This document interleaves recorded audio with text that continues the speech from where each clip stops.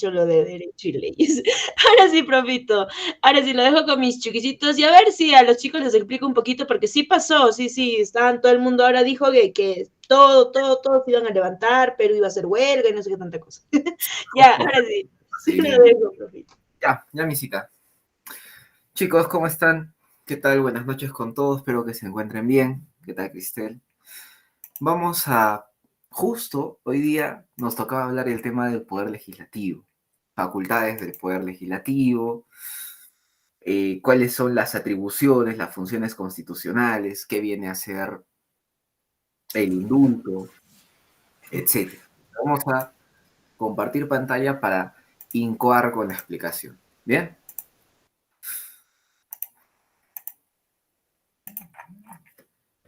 A ver, ¿me confirman, por favor, si se puede visualizar la pantalla? Sí, profito. Sí, perfecto. Aladín, gracias también. Bien, hoy día, como primer poder del Estado a analizar, vamos a hablar sobre el poder legislativo. ¿Listo? La Constitución nos puede ayudar un poco con la estructura, nos puede ayudar con el significado, con las atribuciones, pero de manera resumida podemos llegar a estos acuerdos. Primero, que el poder legislativo tiene tres funciones. Tiene una función legislativa, que significa todo lo que tiene que ver con la ley. Es el encargado de crear leyes, modificar leyes, derogar las leyes e interpretar las leyes. Todo lo que tenga que ver con la ley, poder legislativo, o sea, el Congreso. Básicamente para eso se le paga, para la creación de leyes. Su función primordial es pensar en leyes, función legislativa. Pero además, tu banco y la Constitución te van a decir que tiene una función de control o fiscalización. ¿Qué quiere decir? Nosotros habíamos dicho en la clase pasada que se había realizado una separación de poderes para evitar recaer en una monarquía, ¿cierto? No queremos una monarquía y como no queremos el retorno a esa monarquía, el poder que ya no habita en una sola persona. Lo dividimos en tres instituciones: poder ejecutivo, poder legislativo y poder judicial. También habíamos dicho en la clase pasada que ninguno de estos tres poderes prima sobre los otros dos. No es que el presidente tiene más poder que el Congreso y los jueces, o el Congreso tiene más poder que el presidente, no. Los tres poderes se equiparan. Los tres poderes valen lo mismo. Profe, ¿y cuál es la peculiaridad? Que entre estos tres se van a controlar. Los tres poderes se controlan. Por eso el legislativo también tiene una función de control. Espérenme. Acá está. Función de control o fiscalización.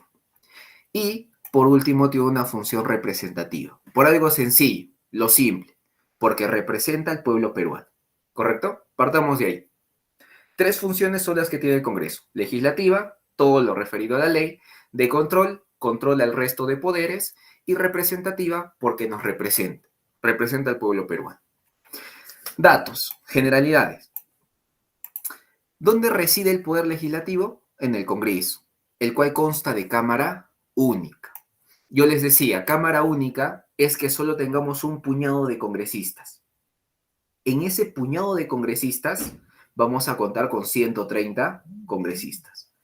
130 congresistas que van a conformar el Congreso.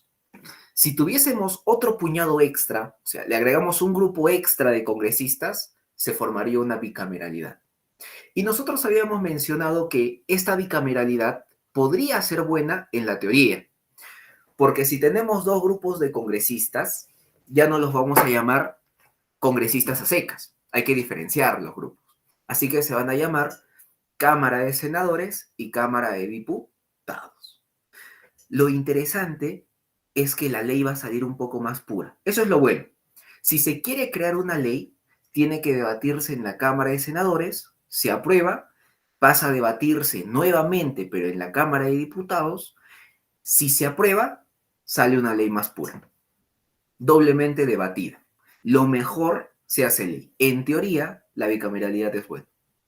Pero en países donde la corrupción es creciente, como el Estado peruano, y todo Sudamérica, donde la corrupción va acrecentándose y los congresistas tienen mala reputación, no es fiable que aparte de un grupo de congresistas, traigamos a otro grupo de congresistas, porque tendríamos que pagar 16.500 soles más a este nuevo grupo de congresistas. Es gastar plata insulsamente a un nuevo grupo de congresistas, sabiendo que quizás su trabajo no sea tan bueno. Por eso, en la realidad, cuando se le preguntó al pueblo peruano vía referéndum en el año 2018, correcto, en la práctica el Perú no, cuando se le preguntó al pueblo peruano en el 2018 si quería el retorno a la bicameralidad, el pueblo peruano dijo rotundamente no, no queremos el retorno a la bicameralidad, porque va a haber dos grupos de congresistas, no van a hacer un mejor trabajo, solo se va a gastar más.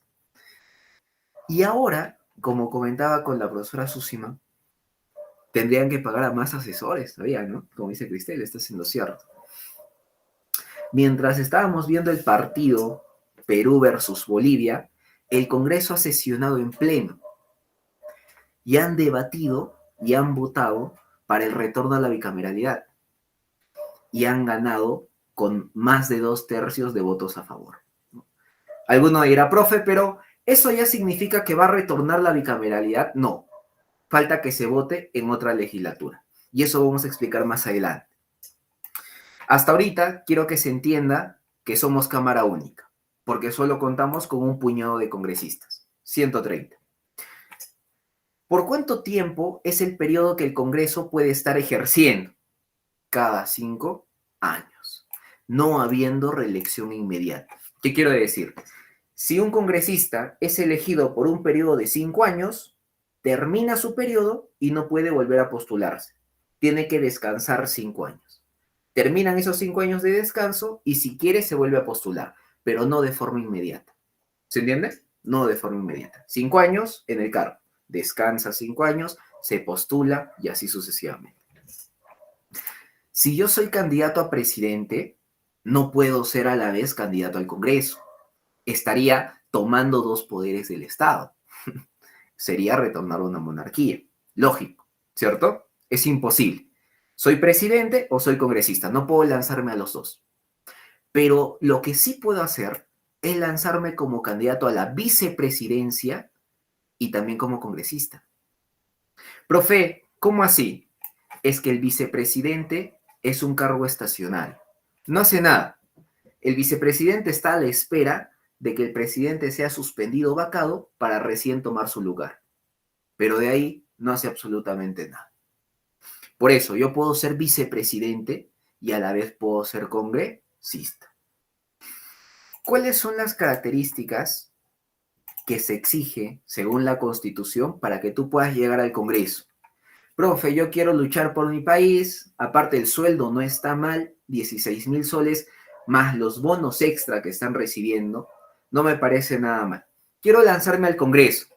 ¿Qué me dice la Constitución que tengo que cumplir para llegar ahí? Primero, 3 requisitos. Es lo indispensable, ¿ah? Y ni siquiera son requisitos difíciles, no son requisitos que te exijan demasiada experiencia. Te pide básicamente lo que todos vamos a llegar a tener algún día. Primero, ser peruano de nacimiento. Recordemos que hay varias formas de ser peruano. Yo puedo ser peruano porque he nacido en el Perú, peruano. O puedo ser peruano porque he nacido en Chile, pero mis padres son peruanos. Así que por mis padres yo también soy peruano. O soy del extranjero y he radicado más de 2 años en el Perú. También soy peruano. Hay varias formas en las cuales yo me puedo nacionalizar peruano. Pero la Constitución se decanta por una de todas esas. Te dice, no peruano porque tus padres son de acá y tú eres del extranjero, no porque eres del extranjero y has vivido más de 2 años acá, sino que has tenido que nacer en el Perú. Peruano de nacimiento. Segundo, que hayas cumplido 25 años. Y tercero, que goces del derecho de sufragio. Profe, ¿qué significa derecho de sufragio? Sufragar significa votar, o sea que puedas votar. ¿Y cuándo tú vas a poder votar? cuando tengas 18 años y saques tu DNI azul. O sea, básicamente te dice, tienes que haber nacido en el Perú, tienes que haber sacado tu DNI y tienes que tener 25 años. Nada complejo, es algo que la mayoría de la población cumple con esas cualidades, con esos requisitos. Y alguno preguntará y dirá, profe, pero ¿por qué la Constitución no es tan exigente? ¿Por qué la Constitución no me pide una maestría en Derecho, no me pide un doctorado en Economía? Es que la Constitución avala la autodidacta. La Constitución dice, puede que tú tengas dinero para haberte costeado estudios superiores, una maestría, un doctorado, incluso la universidad. Aunque sea pública, se va gastando poco, pero se gasta. Pero hay personas que literalmente viven del campo. O sea, desde pequeños los llevan a arar la tierra. Necesitan apoyar a sus padres para poder comer. Y en las noches, solitos se instruyen. Leen y leen y leen libros.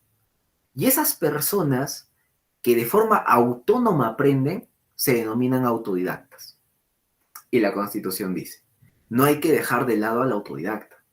Él no tiene plata para pagarse estudios, es cierto, pero puede saber más que un titulado con cartón. Así que los requisitos no sean tan exigentes, solo sean esos tres. Peruano de nacimiento, tener 25 años y gozar del derecho de sufragio, que pueda votar.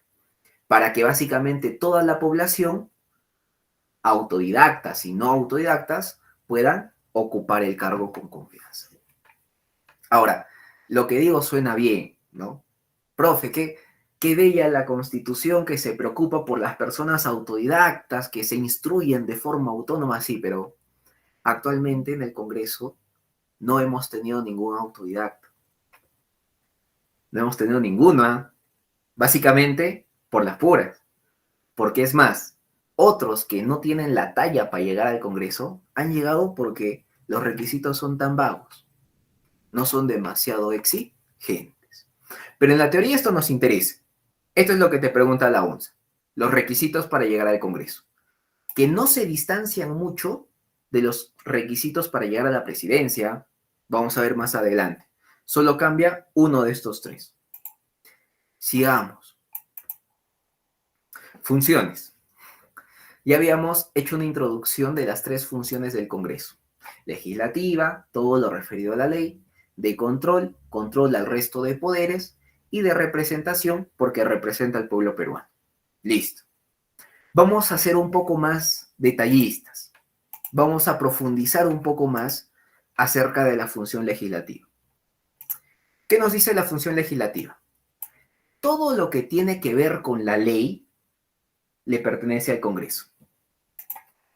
Crear leyes, modificar, interpretar y derogar ley. Profe, ¿qué es derogar? Dejarla sin efecto.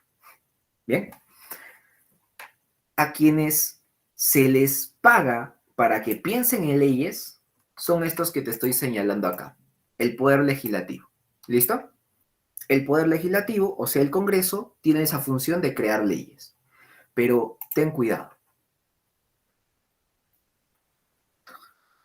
Estados por los partidos, me refiero a que llevan... Correcto, correcto. Hay jugarretas, hasta en eso hay jugarretas. Ya saben quién va a ser el accesitario, ya saben quién está abajo y lo ponen en número 1 en la lista porque la población, por lógica, suele votar cuando no sabe a los números 1. Entonces sí, siempre hay juego sucio, quizás, no sé, yo lo llamaría así. No sé cómo se puede llamar de una forma menos despectiva, pero sí. Bien, yo puedo decir que el Congreso crea leyes, pero para ayudarle a pensar leyes hay otras instituciones. Acuérdate, el presidente puede ayudar a pensar leyes al Congreso. Los jueces pueden ayudar a pensar en leyes al Congreso. También los órganos constitucionales autónomos, el Contralor, el Defensor del Pueblo, también pueden ayudar al Congreso a pensar en leyes. Los colegios profesionales, colegio de abogados, colegio de ingenieros, colegio de arquitectos, cada profesión tiene su colegio. Profe, soy abogado. Listo, tienes que inscribirte al colegio de abogados. El rector, el decano de cada colegio profesional también puede ayudar al Congreso a pensar en leyes. Los gobiernos regionales y locales. El alcalde de tu distrito también puede proponer un proyecto de ley. Nuestro gobernador regional, Roel, que ahorita se dice que ha sobreexplotado los precios, demasiado inflados los precios de unas camionetas policiales, bueno, también puede proponer un proyecto de ley. Puede ayudar al Congreso a pensar. Y por último, el pueblo. El pueblo también podía ayudar al Congreso a pensar. Pero si el pueblo quiere ayudar al Congreso a pensar, necesita el apoyo del 0,3% de los pobladores. Es decir, yo me animo y digo, bueno, el Congreso no está pensando bien. El Congreso no está creando leyes que realmente apoyen a la sociedad. Así que por mi cuenta, redacto mi proyecto de ley. Lo empiezo a redactar y una vez que termino, no lo voy a presentar nada más ante el Congreso. Necesito el apoyo de la población, que me brinden su nombre, apellido, su DNI y su firma. ¿Cuánto es el porcentaje de apoyo poblacional que necesito? El 0,3%. Una vez conseguido eso, recién le presento mi proyecto de ley al Congreso. ¿Bien? Entonces, acuérdate, no solamente el Congreso piensa en leyes, también le pueden ayudar a pensar todas estas autoridades. Hoy día nos tenemos que abocar solamente al Congreso. ¿Listo?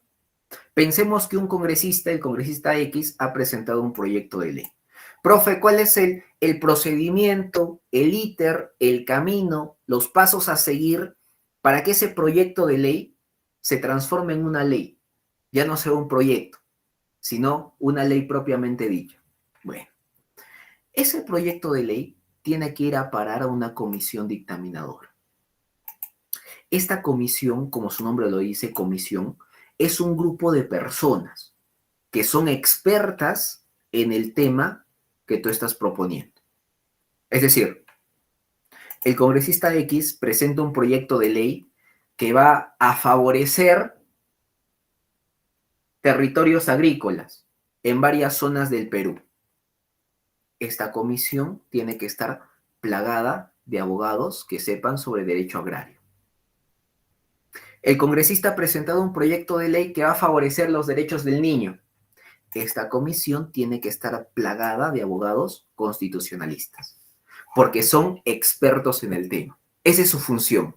La función de esta comisión dictaminadora es estudiar el proyecto de ley y emitir un dictamen.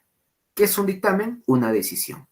Van a calificar si está bien tu proyecto de ley, si les convence, si es útil o no lo es. ¿Cuánto tiempo tienen para eso? Tienen solo 30 días. Si ellos emiten un dictamen desfavorable, significa que tu idea ha sido malísima y se archiva tu propuesta. Pero si emiten un dictamen favorable, pasa al siguiente filtro. Baja al pleno del Congreso. ¿Por qué le decimos pleno del Congreso? Porque está la plenitud de los congresistas. Los 130 congresistas sentados en el Congreso debatiendo. Ellos van a debatir. Una vez que han debatido, van a tener que aprobarlo mediante votación. ¿Y cuántos votos son necesarios para que se apruebe ese proyecto de ley? Más de la mitad de los votos a favor. Es decir, son 130 congresistas, ¿cierto? La mitad, 65. Basta con que 66 digan yo estoy a favor, listo, se aprueba. ¿Cómo se denomina eso? Mayoría absoluta. A eso se le denomina mayoría absoluta. O sea, que el Congreso lo aprobó con más de la mitad de los votos. Una vez que el Pleno del Congreso lo aprobó por mayoría absoluta, se lo envían, esa ley, se lo envían al presidente. Y le dicen, señor presidente de la República, su función es sencilla. Lo único que tiene que hacer usted es hacer pública la ley. Le explican, le dicen, el congresista X ha presentado un proyecto de ley. Ese proyecto de ley ha sido estudiado por una comisión dictaminadora en un plazo de 30 días. Y la comisión emitió un dictamen favorable. Es decir, que la idea es buenísima. Luego bajó al pleno del Congreso y nosotros los congresistas lo empezamos a debatir y lo aprobamos por mayoría absoluta. O sea, más de la mitad del Congreso estuvo a favor de esa ley y por eso lo aprobamos. Lo único que le pedimos, señor presidente, es que usted pueda hacerlo público, lo promulgue, lo haga público. Y para eso le dan 15 días al presidente. ¿Correcto? Le dan 15 días al presidente. Ahora, nosotros sabemos que muchas veces el presidente se opone al Congreso, ¿cierto? Siempre han sido como enemigos, enemigos acérrimos. El presidente va en contra del Congreso, el Congreso quiere vacar al presidente de turno, siempre han sido como contrarios, opuestos. Así que puede ser que el presidente no quiera promulgar esa ley, no quiera hacerlo público. El presidente dice, no, ¿sabes qué, señores del Congreso? Para mí han debatido mal. Está mal debatido, no han debido aprobar eso. Si el presidente no quiere promulgarlo y se los quiere regresar, él tiene que observar. Él observa. Así se llama, y eso te preguntó la UNSA. Hace un examen, no miento, hace un examen o 2 exámenes te preguntó eso. ¿Cuál es el mecanismo por el cual el presidente rechaza una ley que se le dio para que lo promulgue? La respuesta era la observación. Lo observa. ¿Listo? Si lo observa, quiere decir que el presidente no está conforme con esa ley y se lo regresa al Pleno del Congreso. El Pleno no se amilana, no le interesa ni siquiera, porque el Pleno tiene un as bajo la manga. Tiene su propio presidente, su presidente del Congreso, y se lo envían a él. Y el presidente del Congreso sí o sí lo promulga. A eso se le llama promulgar por insistencia. Profe, ¿qué era promulgar? Publicar. ¿Dónde lo publica? En el Diario Oficial del Perú, en el Peruano. En ese diario que sale todos los días. Por eso se llama diario y no periódico, ¿cierto? Una vez que se publique en el diario El Peruano, entra en vigencia. Pregunta, ¿cuándo entra en vigencia? Una vez que se publique en el diario El Peruano. Hoy día salió en el diario. Lo leímos. Estaría entrando en vigencia, correcto, Cristel, al día siguiente. Hoy día se publicó, tuvimos todo el día para leerlo y mañana ya está surtiendo efectos. Salvo disposición en contrario, ¿cierto? La regla es que si se publicó hoy día en El Peruano, mañana ya está surtiendo efectos. Pero si la propia ley, en cualquiera de sus artículos, te dice, esta ley, una vez publicada en El Peruano, entrará en vigencia el 1 de enero del siguiente año, bueno, ya sabemos cuándo entra en vigencia, porque la ley lo dice. Esta ley, una vez publicada en El Peruano, entrará en vigencia la semana siguiente de su publicación. Bueno, ya sabemos cuándo entra en vigencia porque la ley lo dice. Pero si la ley no dice nada, debemos entender por regla general que entra en vigencia al día siguiente. Al día siguiente. ¿Listo? Ese es el procedimiento. Ese es el proceso. Detalles más, detalles menos. Esto es lo que tiene que suceder para que una propuesta de ley, un proyecto de ley, llegue a ser una ley propiamente dicha, que todos tengamos que cumplir. ¿Bien? ¿Alguna pregunta, chicos? ¿Duda? ¿Algo que no se haya entendido? ¿Algo que no haya quedado bien claro? Ninguna, dice Gabriel. Correcto, perfecto. Aladini, Drusila. Excelente. Entonces, ya hablamos de la función legislativa, creación de leyes. Función de control. Se dice que el legislativo tenía que controlar a los 2 poderes restantes, ¿cierto? Al ejecutivo, o sea, al presidente, y al judicial, a los jueces. Los controla.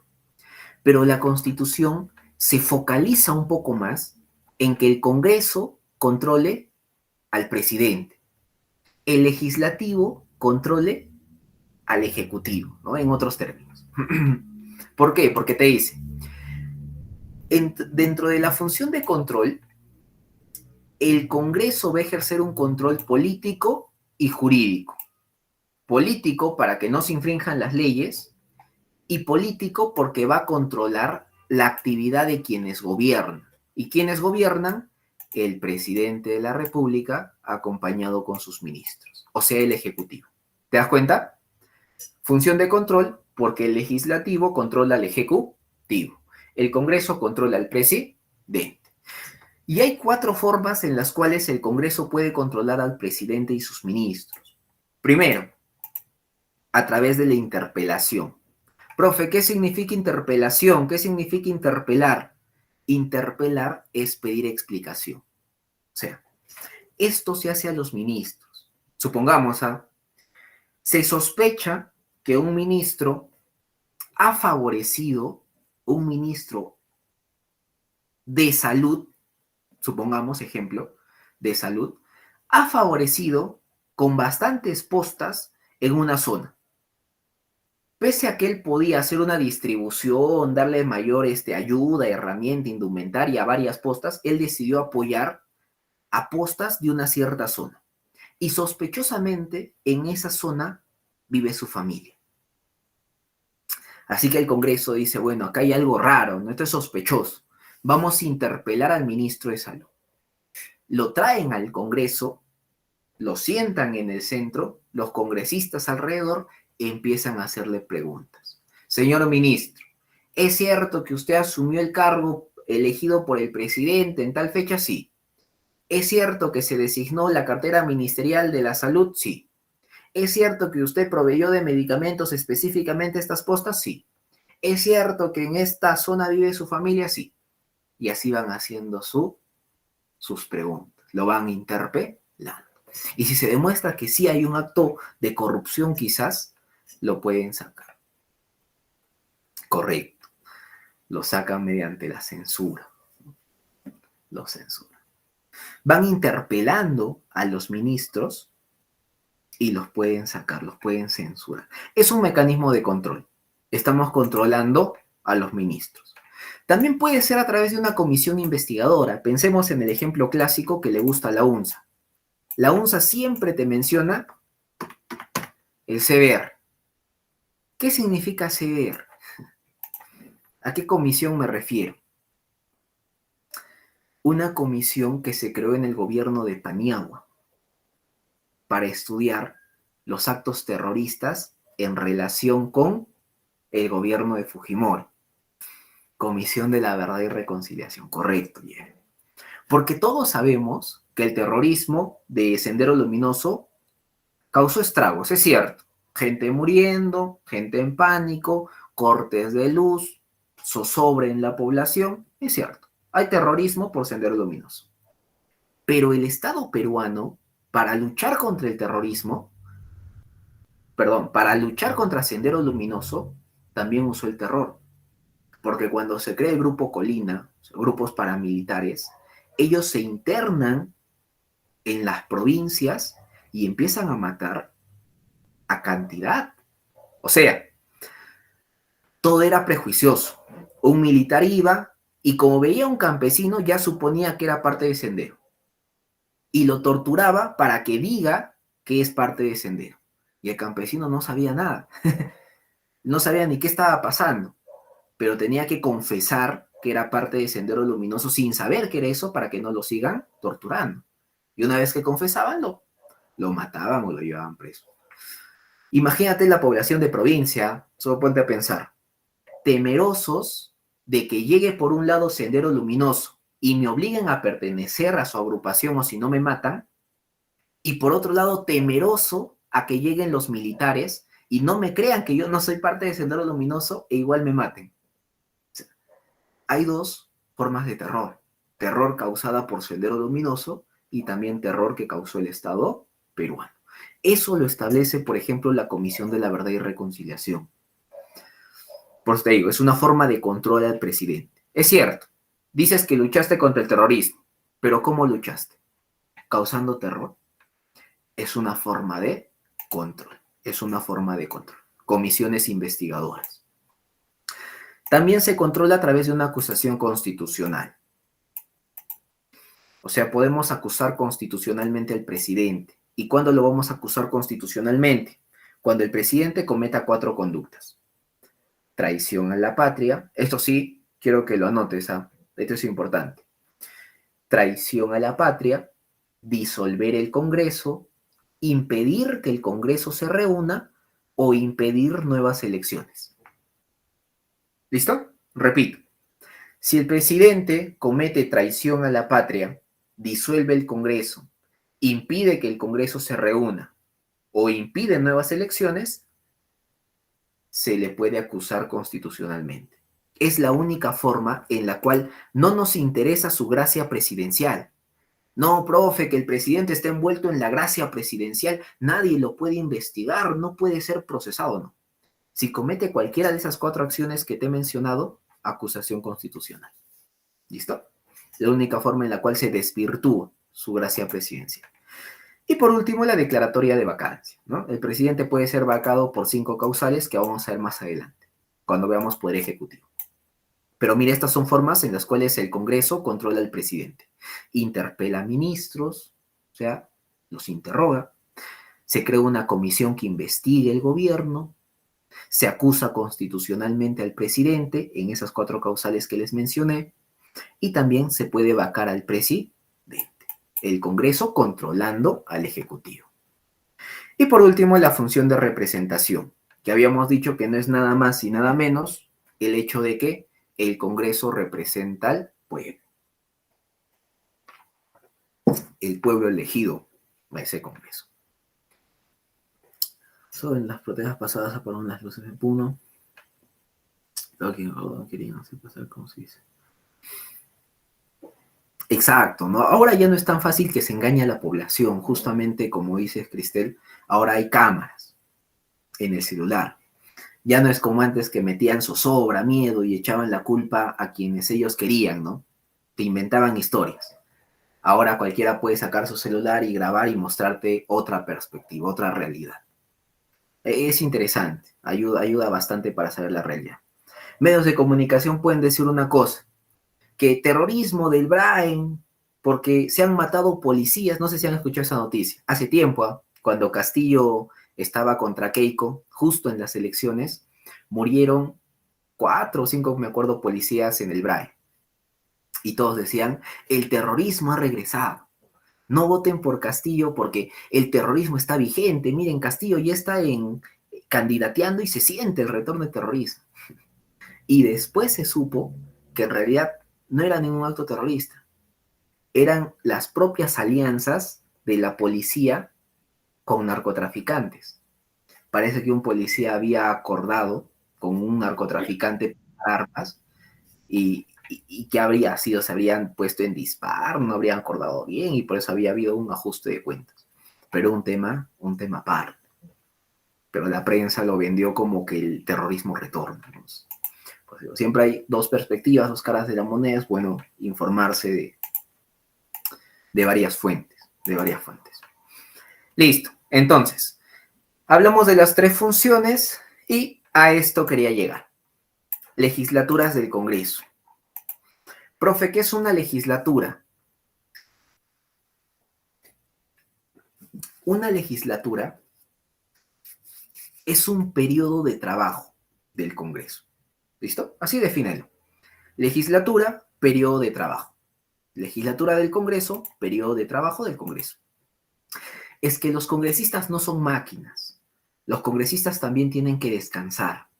Por eso al año el Congreso trabaja solamente 2 periodos. ¿Listo? 2 tiempitos. 2 periodos al año son el tiempo que trabaja el Congreso y a esos periodos de trabajo se les denomina legislaturas. Partamos de un hecho relevante. Nuestro año de nosotros comienza el 1 de enero, ¿cierto?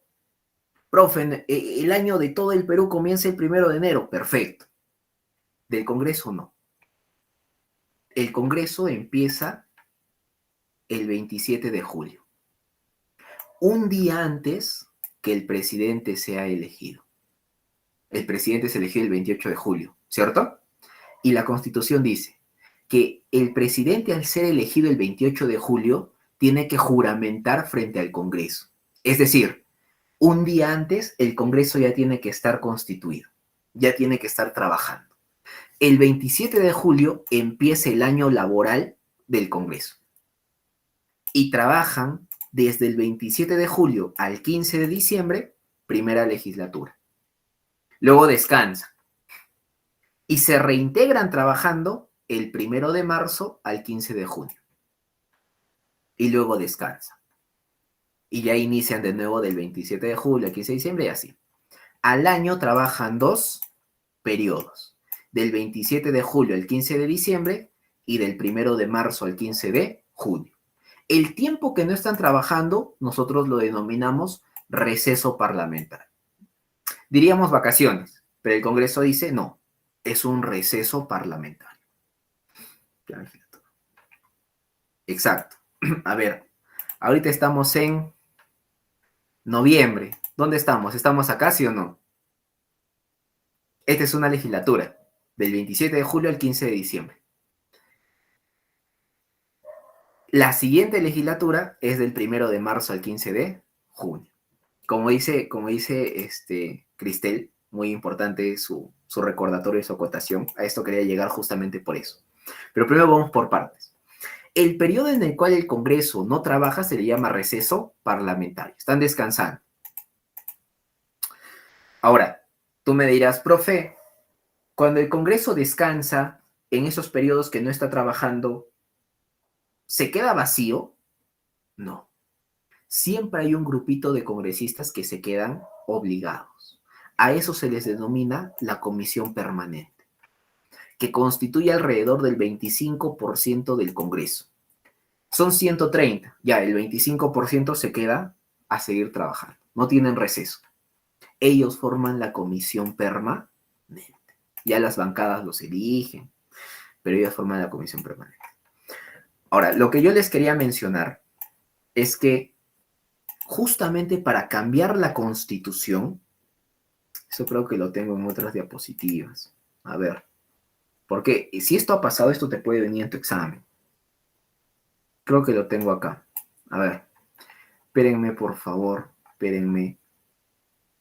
Voy a cambiar de diapositiva solamente un momento. Un momento. Solamente un momento, ¿bien? Para que se entienda algo. Quiero que se entienda bien esto. A ver.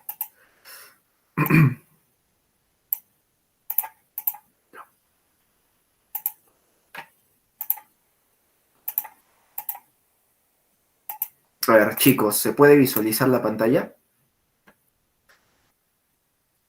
¿Se puede ver?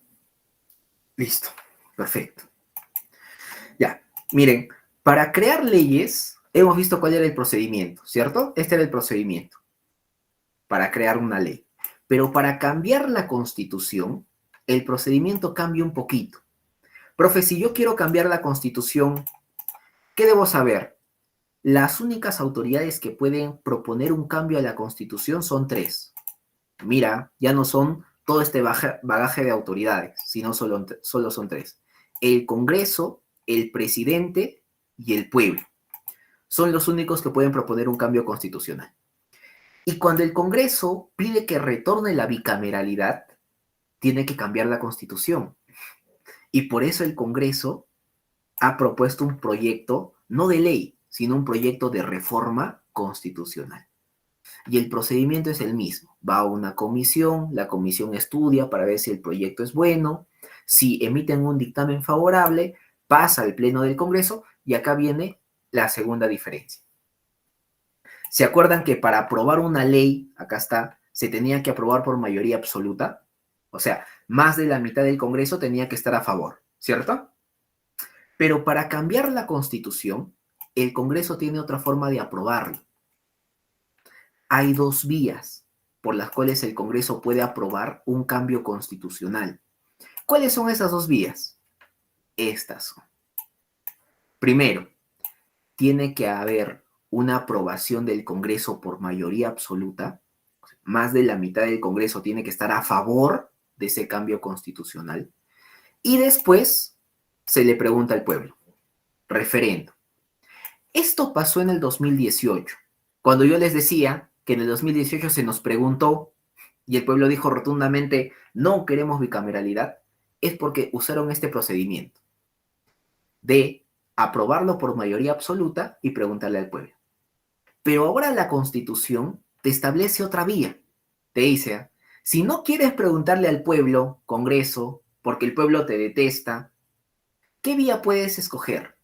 Esta segunda vía, que ya no te pide que se apruebe por mayoría absoluta, sino por 2/3 del total de congresistas. O sea, mínimamente 87 congresistas tendrían que estar a favor. Y después, en otra legislatura, tiene que hacerse otras votaciones para que también ahí sea aprobado por 2/3 del total de congresistas. Ahorita lo que ha pasado es esto. Ya no esto, ¿ah? Se han olvidado. Olvídate de que nos van a preguntar, ¿ah? Ya no nos van a preguntar como antes. Han descartado esto. Eliminamos. Han usado la vía de abajo. Y esto es justamente a lo que se refiere Cristel. Han alcanzado, ¿cuánto me dice Cristel? El 93 votos a favor. O sea, sí han alcanzado los 2/3 de votos. Y ahora van a esperar a la siguiente legislatura para volver a votar, y si vuelven a alcanzar esa cantidad de votos a favor, ya se aprueba por el Congreso ese cambio constitucional. Y sigue el procedimiento que yo les dije, que es mera rutina, para que se efectivice. Bien, tomen en cuenta esto. Si quieren le sacan captura. Mira, así es la política. Por eso es que ahorita dicen, profe, se ha aprobado, ya van a cambiar la Constitución. No, todavía están acá. Tienen que esperar a la siguiente legislatura para volver a hacer otras votaciones y ahí también tienen que alcanzar esos votos. Bien, ahora sí, retornamos.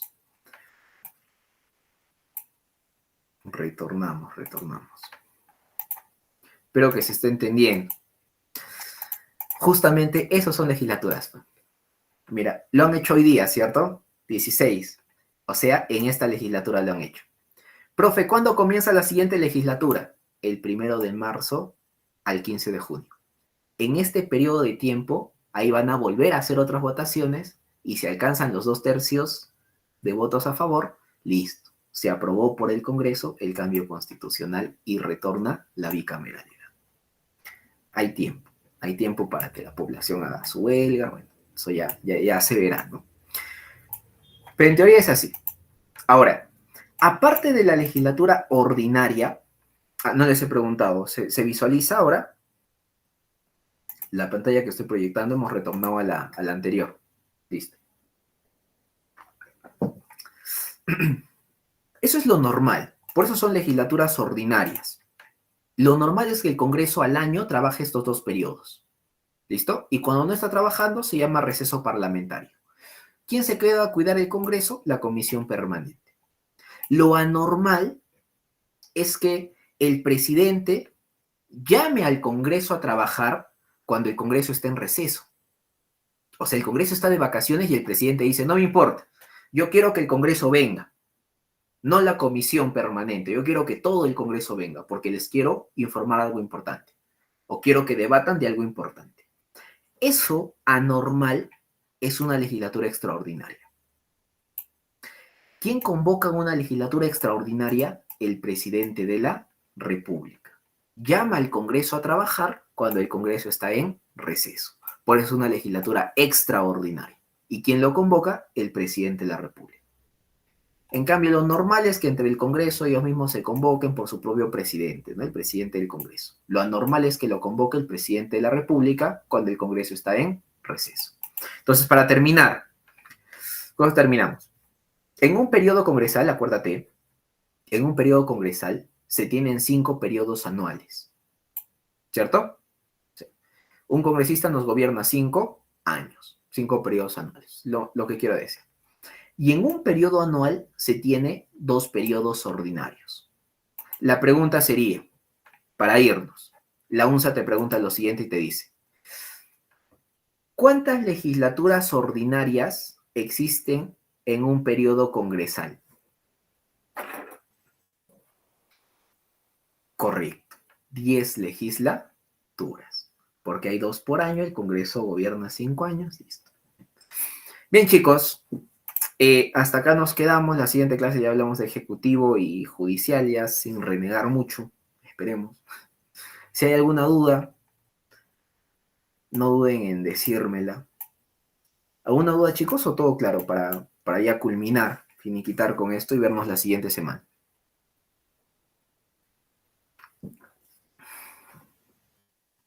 ¿Todo ok? ¿Todo bien? Todo bien, Aladín. Perfecto. Correcto, Leonardo. Listo. Bien, chicos, ya nos estaríamos viendo. Gracias, Cristel. Ya nos estaríamos viendo la siguiente semana. Cuídense, cuídense, cuídense hasta el próximo jueves.